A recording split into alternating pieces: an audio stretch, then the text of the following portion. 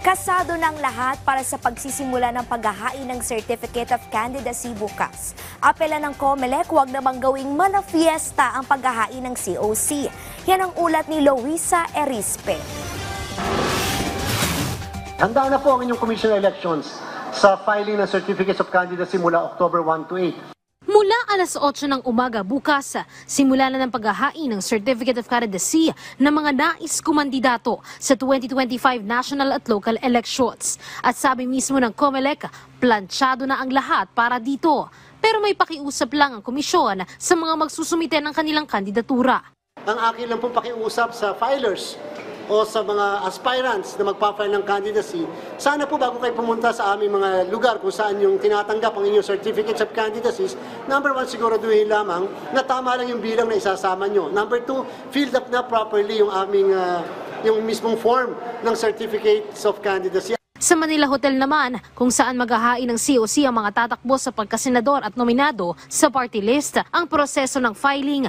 Una ay may pre-evaluation kung saan dapat kumpleto ang mga requirements na dala ng mga maghahain ng COC.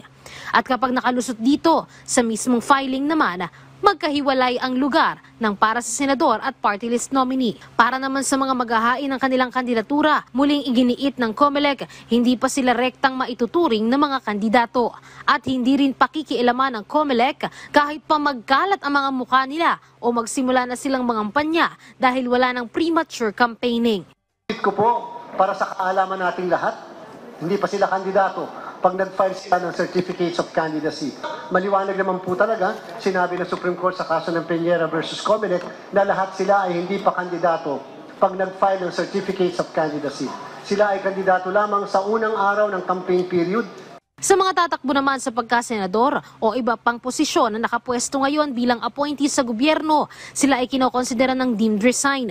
Pero kung sila ay tatakbo bilang nominado sa party list, sakalang sila kinakailangan magbitiw sa posisyon sa oras ng campaign period dahil dito lang sila ituturing na kandidato. Pakiusap naman ng COMELEC sa COC filing, limitahan ang mga kasama para maiwasan na ang pagkakagulo. Samantala, kung bukas ay araw ng pagsisimula ng COC, ngayong araw naman, pagtatapos na ng voter registration. Wala nang binigay na extension ng COMELEC, maliban na lang sa mga lugar na apektado ng bagyong Julian.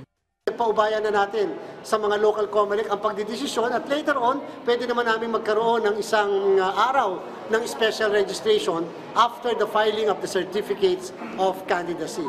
Sakaling kailanganin din namang iurong ng mga nasabing lugar ang kanilang schedule para sa paghahain ng COC, sabi ng COMELEC, pinapayagan silang i-extend lang ang araw ng kanilang filing basta hanggang makabuo sila ng 8 araw. Luisa Erispe para sa Pambansang TV sa Bagong Pilipinas.